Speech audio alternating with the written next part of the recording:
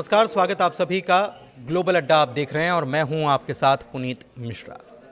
Qatar पर Israeli हमले के बाद मुस्लिम देशों का जुटान पश्चिमी देशों को एक संदेश दे रहा है, क्योंकि मीटिंग में कई ऐसे देश भी शामिल हो रहे हैं जो इजराइल से नज़दीकी बढ़ाने के लिए कभी राजी हुए थे। और ऐसे में अरब इस्लामिक समिट से निकला संदेश काफ़ी कुछ तय करने वाला है।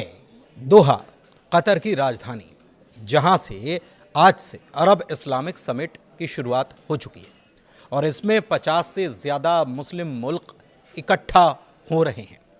दोहा पर इजरायली हमले के बाद ये पहला मौका होगा जब इतनी बड़ी तादाद में मुस्लिम देश एक साथ बैठेंगे और यहाँ से निकला हुआ मैसेज इजराइल नहीं बल्कि अमेरिका को भी बेचैन कर सकता है। इजराइल ने गाजा में जो किया उससे तो पहले ही मुस्लिम देश खफा चल रहे हैं, लेकिन कतर में अटैक के बाद हालात बिल्कुल उलट हो चुके हैं।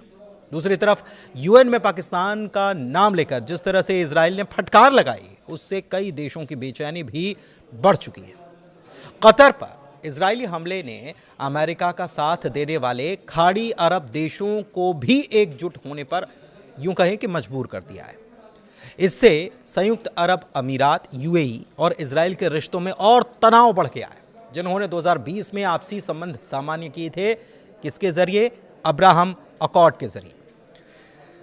अब ये इमरजेंसी शिखर सम्मेलन जो हो रहा है, अरब लीग और इस्लामिक सहयोग संगठन यानी कि ओआईसी के सदस्यों को एक मंच पर लेकर आ रहा है और इसमें विदेश मंत्रियों की बैठक भी हुई है। कब हुई है? ये रविवार को हो गई। इसमें एक मसौदा जो है वो लाया गया जिस पर चर्चा की गई और अरब लीग के महासचिव अहमद अबुल गैत ने अशरक अल अवसत अखबार से कहा है कि ये जुटान एक संदेश है कि कतर अकेला नहीं है, अरब और इस्लामिक देश उसके साथ खड़े हुए हैं।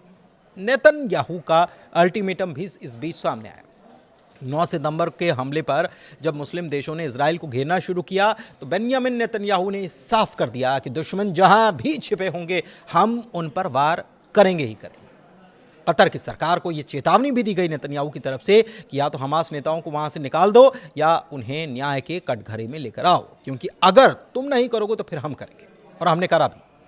कतर लगभग 2 साल से जारी गाजा युद्ध को खत्म करने की कोशिशों में लगा हुआ है और कतर ने इजराइल पर शांति की संभावनाओं को खत्म करने के आरोप भी लगाए।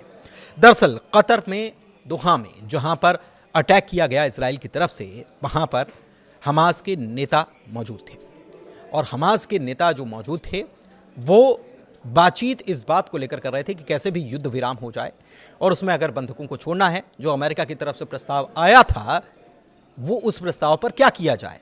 लेकिन इस बीच अटैक कर दिया जाता है इजराइल की तरफ से, इसलिए कतर ये आरोप लगा रहा है। लेकिन यूएई भी नाराज है, अमेरिका का सहयोगी है, कतर भी सहयोगी है, लेकिन अमेरिका का सहयोगी और अब्राहम अकॉर्ड के तहत इजराइल से जो ताल्लुकात हैं उसको सामान्य करने वाला यूएई देश जो है वो भी इस हमले से नाराज है।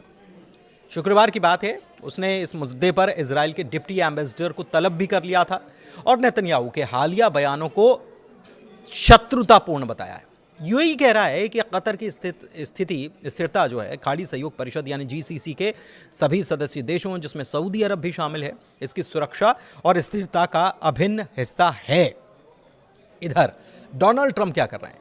डोनाल्ड ट्रंप ने इजराइल के हमले पर नाखुशी जताई है। उन्होंने कहा है कि इस कदम से न तो इजराइल और न ही अमेरिका के टारगेट्स आगे बढ़े हैं।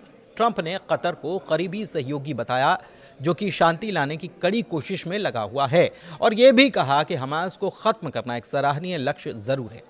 हमले के बाद उन्होंने कतर के अमीर शेख तमीम बिन हमद अल थानी से यह कहा कि ऐसी घटना दोबारा उनकी जमीन पर नहीं होगी। तो क्या ट्रंप इस बात की गारंटी दे रहे हैं? सवाल यह भी है क्योंकि इजराइल जो है वो जो भी कदम उठाता है, ऐसा होता नहीं कि अमेरिका को उसकी खबर ना हो। तो क्या डबल गेम चल रहा है अमेरिका की तरफ से? नेतन्याहू ने दरअसल शनिवार को यह कहा कि कतर में रह रहे हमास नेताओं को हटाना उन बंधकों की रिहाई का मुख्य अवरोध या बैरियर जो है उसको दूर करने का काम करेगा, जिन्हें अभी गाजा में कैद करके रखा है, और उस युद्ध को खत्म करने का रास्ता खोलेगा जो 7 अक्टूबर 2023 को हमास के हमलों से शुरू किया गया था। लेकिन मुस्लिम देश जो हैं इजराइल को वैसे भी पसंद करते नहीं हैं। 2020 में हालांकि ऐसा वक्त आया जब अमेरिका के दबाव या उसकी कोशिशें जो भी मान लीजिए, कुछ अरब देशों ने पहली बार इजराइल को मान्यता दी। ये अब्राहम अकॉर्ड के जरिए दी गई और उसके साथ रिश्ते बनाए, समझौता किया गया। इसे ही अब्राहम अकॉर्ड के नाम से जाना जाता है। लेकिन अब क्या स्थिति हो रही है? अब दोहा में हमास नेताओं को जो निशाना बनाकर इजराइल ने हमले किए, तो एक बार फिर से ये डोर टूटती नजर आ रही है। अरब देश अब नेटो जैसा एक मिलिट्री अलायंस बनाने तक में जुट गए हैं, और मिलिट्री अलायंस बनेगा तो किसके खिलाफ बनेगा ये भी आपको मालूम है। दरअसल जिस अब्राहम अकॉर्ड की बात की जाती है, तो इस डॉक्यूमेंट में सबसे पहले संयुक्त अरब अमीरात यानी कि यूएई और बहरीन ने अमेरिका में जाकर दस्तखत किए थे। उस वक्त डोनाल्ड ट्रंप अमेरिका के राष्ट्रपति थे। इसके बाद मोरक्को, ये 2020 में हुआ था, ठीक है, और इसके बाद फिर मोरक्को और सूडान जैसे देश भी इसमें जुड़ते चले गए। इस पहल में ट्रंप के दामाद जारेड कुशनर ने अहम भूमिका निभाई थी। अब समझौता अहम क्यों है? क्योंकि 25 साल बाद किसी अरब देश ने इजराइल को मान्यता देने का काम किया था, और इसीलिए इसे बहुत बड़ा कदम उस वक्त माना गया। और सबसे बड़ा तोहफा इजराइल को यूएई से रिश्ता मिलने का था, क्योंकि तेल कारोबार की दुनिया में वो बड़ी ताकत है ही, और पूरे खाड़ी क्षेत्र पर उसका असर भी है।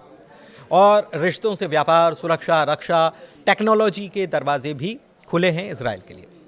अब फिलिस्तीन पर भी असर हो सकता है। कैसे? फिलिस्तीन का ये कहना था कि अरब देशों ने उन्हें धोखा देने का काम किया है, क्योंकि पहले यह तय किया गया था कि जब तक फिलिस्तीन को आज़ाद मुल्क का दर्जा नहीं मिलता है, तब तक कोई भी अरब देश इजराइल से अपने ताल्लुकात, रिश्ते सामान्य नहीं करेगा। लेकिन अब्राहम अकॉर्ड ने इस पुराने टैबू को तोड़ दिया।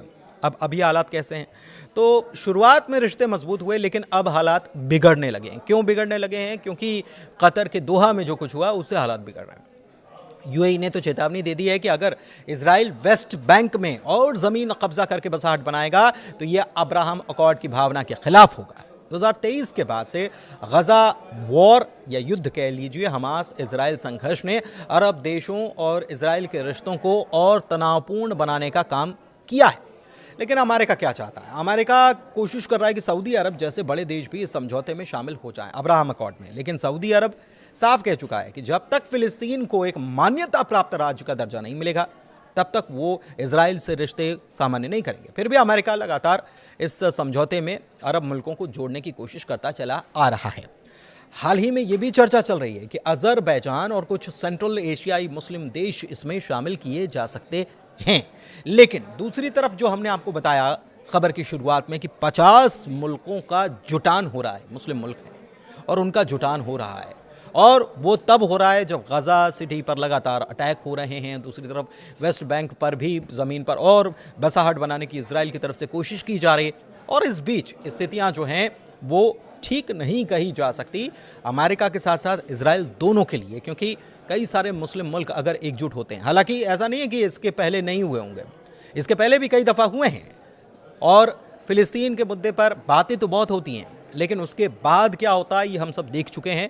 क्योंकि ईरान एक ऐसा मुल्क है जो फिलिस्तीन पर खुलकर बोलता नज़र आता है, और दूसरी तरफ तुर्की ने भी हाल ही में इसको लेकर कई सारे प्रतिबंध और रिश्तों को ख़त्म करने जैसे कदम उठाए हैं इजराइल के साथ। लेकिन बाकी मुस्लिम देश जो हैं वो बोलते तो हैं, लेकिन उतनी मुखरता से नहीं बोलते नज़र आते हैं। तो क्या इस बार ऐसा कुछ होने वाला है? क्योंकि एक बड़ी मीटिंग होने जा रही है, और क्योंकि इस बार कतर के दोहा में भी इजराइल की तरफ से अटैक किया गया है, और इजराइल की ये दलील है कि भाई हमारे सामने जो आतंकी हैं उनको ख़त्म करने के लिए वो कहीं पर भी छिपे हों, हम उनको किसी भी सूरत में बख्शेंगे नहीं। लेकिन अमेरिका ये वादा कर चुका है कि कतर के साथ अब ऐसा नहीं होगा। तो क्या इजराइल अमेरिका की मानेगा, या फिर अमेरिका और इजराइल के बीच कुछ अलग ही घुट्टी पकाई जा रही है? बहुत धन्यवाद ग्लोबल अड्डा देखने के लिए।